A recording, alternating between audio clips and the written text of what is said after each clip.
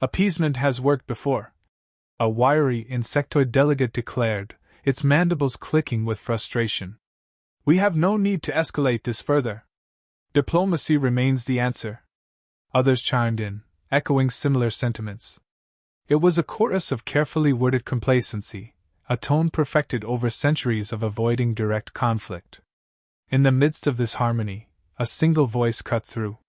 We must not provoke them further, croaked the Vorshik elder, his gelatinous form shimmering under the chamber lights. Least of all, we should not rely on the humans. They lack the capacity for interstellar warfare. Frankly, they fear it. A low murmur rippled across the chamber. Commander Evelyn Carter, seated among the human delegation, felt her jaw tighten. Her hands, callous from years of hard-earned discipline, rested on the smooth surface of her chair's armrest. She forced herself to remain still. The Vorshik elder continued, his tone dripping with derision. Humans, though amusingly unpredictable, are ill-suited for the trials of war. They are fragile creatures, quick to anger and quicker to break. Evelyn's knuckles whitened, but she kept her composure. Her eyes swept the room, noting the smug satisfaction on several alien faces. She had spent years navigating diplomacy, biting her tongue for the sake of alliances. But this was too much. The elder leaned forward, his voice taking on a note of mockery. Tell me, Commander Carter, does your species truly believe that rage can substitute for strategy? Do you think your kind, so enamored with your short-lived wars, can stand against the Draxery Dominion? Evelyn stood slowly, the weight of centuries of human struggle coursing through her. When she spoke, her voice was calm, but every word carried a sharp edge. Fear? You think we fear war? Let me tell you something about humans. The chamber fell silent, all eyes on her. Even the most indifferent of the council members turned to listen. Evelyn took a step forward, her gaze piercing through the Vorshik elder's gelatinous form. We don't fear war. We don't fear sacrifice. We've fought wars with nothing but the scraps we could find and the will to survive. While you've sat here, debating treaties and drawing boundaries on maps, we've bled, adapted, and endured. War isn't something we avoid, it's something we've mastered. She gestured toward the vast array of species before her. You talk about fragility as if it's a weakness. Fragility means we've had to be strong. We've had to innovate, adapt, and overcome challenges you can't even fathom. So don't you dare call us weak. The elder's gelatin shimmered uneasily, his form quivering under her gaze. Another delegate, a reptilian creature with golden scales, hissed in approval. You want to talk about fear? Evelyn continued, her voice rising. Fear is watching your cities burn and knowing you have no choice but to fight back. Fear is standing on a battlefield outnumbered and outgunned, and still refusing to surrender. That's what humans have faced time and time again. And every single time, we've fought back. We've won.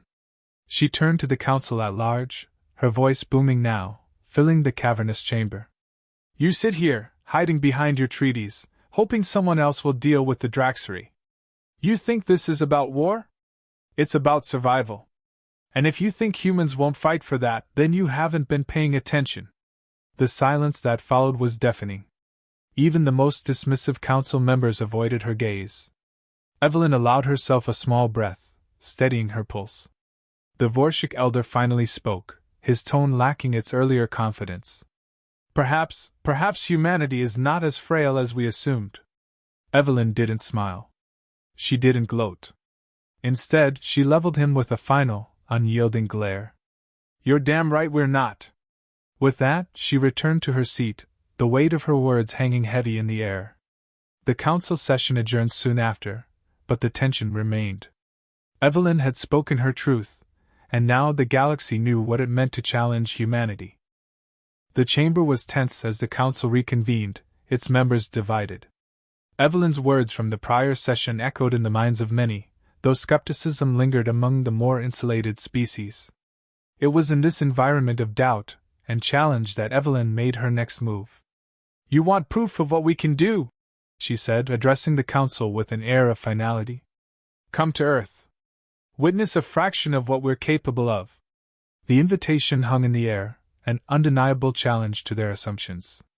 Reluctantly, representatives from a dozen species agreed to attend. Transport vessels descended on a remote desert outpost, where humans had prepared their demonstration. The harsh sun beat down on the assembled council members, but Evelyn showed no sign of discomfort. "This is a war simulation," she began, her voice steady. "It's not just about weapons. It's about strategy, adaptability, and the will to survive. Observe carefully. You might learn something." The simulation began with an abrupt intensity. Holographic terrain flickered to life, casting a vast desert battlefield before the observers. Human soldiers moved with precision, each unit playing its role seamlessly.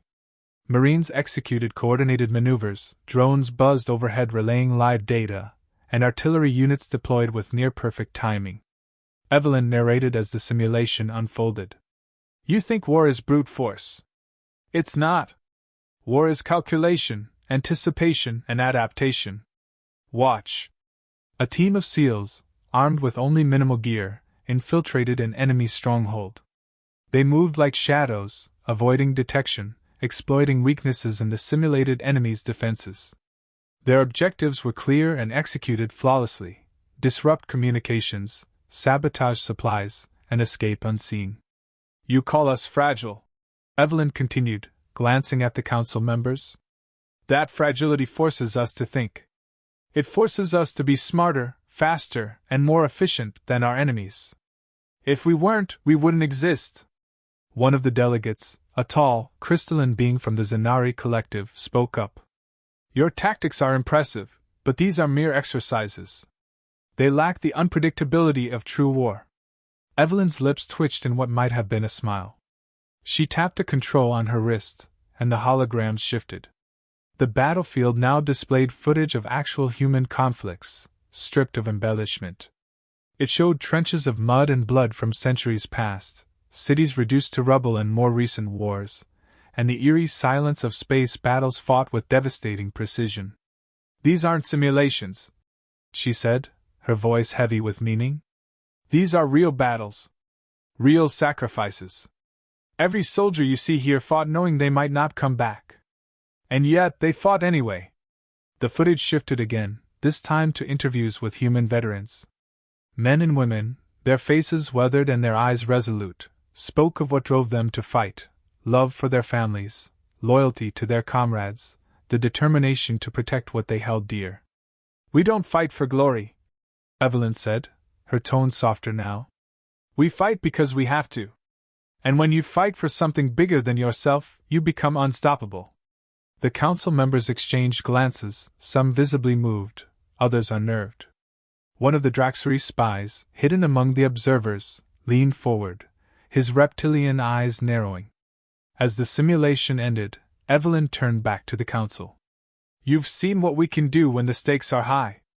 The question isn't whether we're capable. It's whether you are willing to stand with us. Because if you're not, you'll be left behind when the Draxuri come." Her words lingered in the heavy silence that followed. The crystalline Zenari delegate finally broke it, addressing her directly. "Your demonstration is compelling. Perhaps we have underestimated the human spirit." Another voice chimed in, this time from the Vorshik elder, who remained visibly uncomfortable. "You humans place too much emphasis on sacrifice. A species that thrives on conflict is a species that risks self-destruction." Evelyn didn't flinch. "And yet here we are. You're looking at the result of millennia of struggle. We're still here. And that, elder, is why you'll never understand what makes us strong." The tension in the room shifted, an almost imperceptible ripple of acknowledgement from some of the more pragmatic delegates. The Draxuri spy, however, watched silently, already calculating how this newfound knowledge would affect the Dominion's plans. As the delegation began to leave, Evelyn caught the gaze of the Zalari sniper who had been observing from the shadows. The alien nodded once, a silent gesture of respect.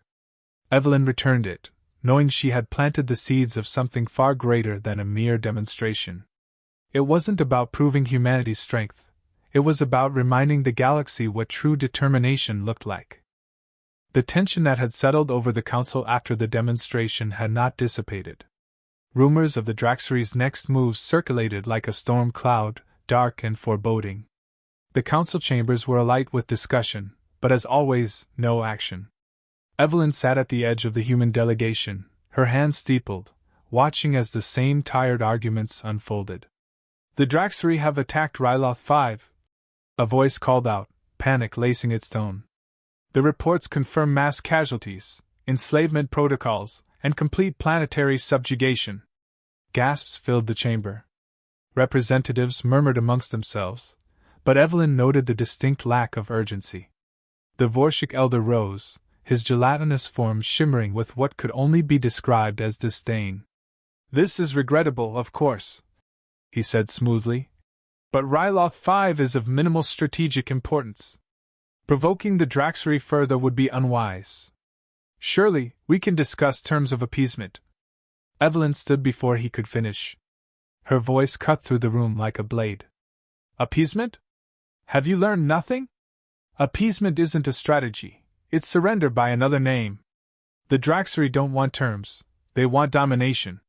The elders shifted uncomfortably, but Evelyn pressed on, her voice rising with controlled fury. "Every second you waste debating is another second people are dying. If the Council won't act, humanity will. But make no mistake, when the Draxery turn their eyes to your worlds, don't expect us to save you." Her words caused a stir, but the Council didn't relent. Resolution after resolution was introduced, and each one was bogged down in bureaucracy. Evelyn left the chamber, disgusted, and headed straight for the human command hub. Admiral Marcus Steele's image flickered to life on the comm screen. His grizzled face was the embodiment of experience and determination. "I assume the Council's doing what it does best," he said dryly. "Nothing," Evelyn replied. "But we won't." She outlined her plan, a multi-pronged strategy that would see humanity's fleet not only intercept the Draxery forces but also strike a decisive blow to their flagship. Steele nodded as she spoke, his sharp mind already anticipating her moves. "What about the Council?" Steele asked as she finished. "They'll be furious," Evelyn said with a shrug. "But they'll be alive to complain about it. That's good enough for me." The orders went out swiftly. Human ships mobilized, sleek and bristling with advanced weaponry. Evelyn gathered a strike team, a mix of elite SEALs and willing alien allies. Among them were a Zalari sniper known for her unmatched precision, a Vorshik defector who had grown weary of his species' cowardice, and a human engineer whose quick thinking had saved countless lives in past skirmishes. As they prepped for the mission, Evelyn addressed her team. "This isn't just about us. It's about showing the galaxy what happens when you stand up to bullies. We go in, we hit hard, and we remind the Draxery that humanity doesn't back down." The strike team's objective was clear: infiltrate the Draxery flagship and disable its command systems, rendering the fleet vulnerable to Admiral Steele's assault. The team launched in a stealth craft, slipping through the Draxery perimeter undetected. Inside the flagship, the atmosphere was oppressive, filled with the hum of alien machinery and the stench of power unchecked. The team moved with precision, each member executing their role flawlessly. Evelyn led the charge, her instincts honed by years of experience. The first obstacle came in the form of a heavily guarded corridor. The Zalari sniper took her position, her calm focus unshaken as she neutralized the sentries one by one. The Vorshik defector worked quickly to bypass security systems, his knowledge of Draxery protocols proving invaluable. But the mission was not without cost. A sudden ambush forced the team into a desperate firefight. The Vorshik defector, realizing they were out of time, made the ultimate sacrifice, throwing himself into the fray to give the others a chance to complete their mission.